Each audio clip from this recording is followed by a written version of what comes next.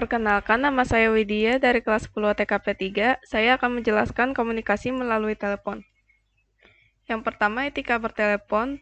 Pengertian, etika bertelepon adalah tata krama, sopan santun, tata pergaulan dalam bertelepon, menerima melakukan kontak telepon yang meliputi bicara dengan tegas, jelas, terkesan ramah, hangat, dan bersahabat.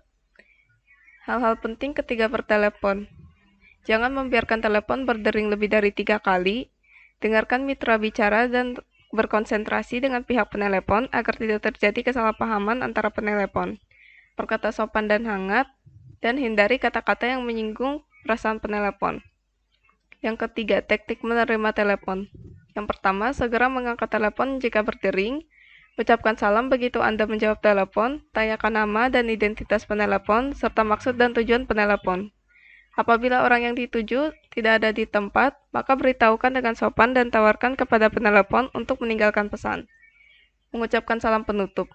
Setelah selesai berbicara, ucapkan salam penutup dan segera tutup telepon.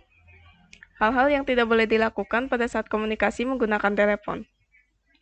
Yang pertama, suara terlalu keras, bicara di telepon sambil makan atau berdecak, berbicara dengan orang lain selagi berbicara di telepon, berbicara dengan nada kasar atau membentak, berbicara dengan nada memerintah, dan membiarkan penelepon menunggu terlalu lama tanpa penjelasan.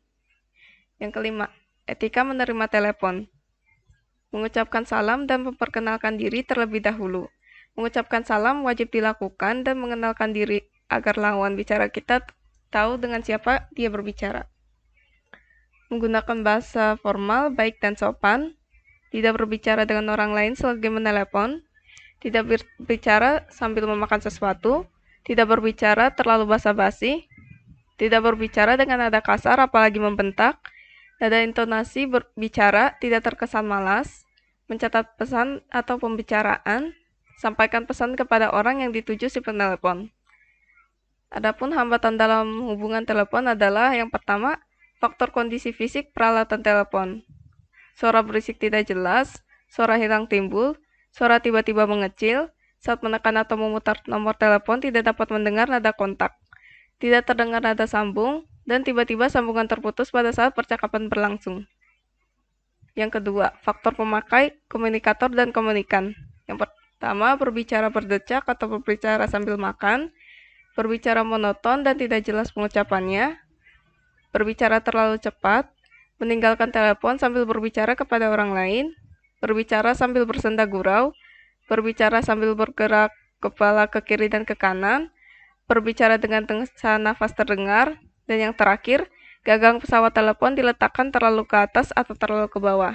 Sekian dari saya, terima kasih.